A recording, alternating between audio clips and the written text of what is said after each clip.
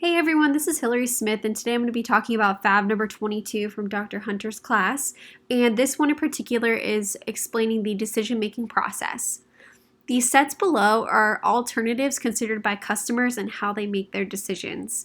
From the left side, we can see the total set, which are all the products and brands that are available for decision making.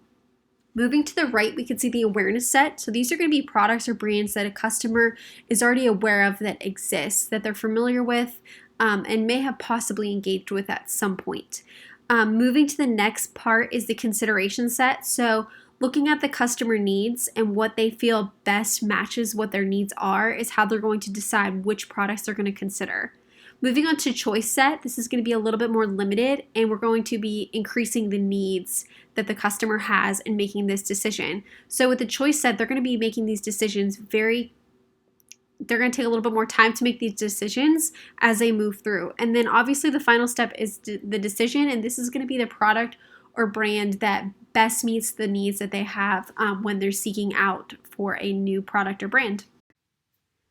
As an example, I pulled a few universities as options to attend when looking to apply for a university. So here we can see a total set, which includes a variety of different universities that somebody, say for example, in the state of South Carolina would be considering to apply to when starting out their journey.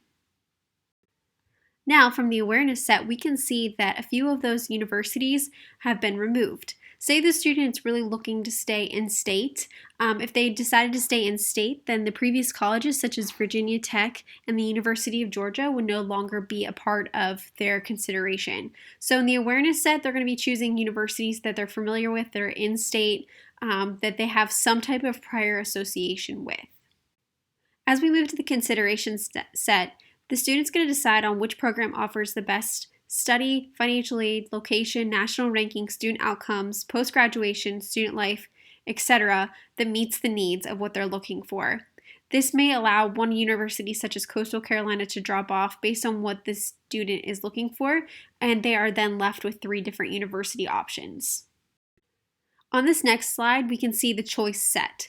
The choice set is going to be an increased focus on the needs of the customer, and they've decided on 2 specific universities based on a number of factors, such as size and location of the university, student life, and national rankings. At this point, they've applied to the programs of interest and have been accepted into those programs that they are interested in attending at those specific universities. Now we move to the final step in the decision-making process, which is the decision. The customer has narrowed down their focus on their options based on their needs. They've decided to focus on Clemson University and decide that this was the best choice that met those needs. At the end of the day, we can use this decision-making process as mentioned in any other brand or product when deciding, and it also really helps marketers know at which stage of the decision-making process that the customer is. This guides a lot of marketing strategy efforts to ensure that the customer is receiving all necessary information to make the best decision possible. On this slide here, we can see a total breakdown of what that process looked like over the past few slides. So as you can see, the total set, which has the full lineup of colleges and universities that were ones we started out with, then moved to the awareness set, consideration set, and choice set, with the final decision being Clemson University.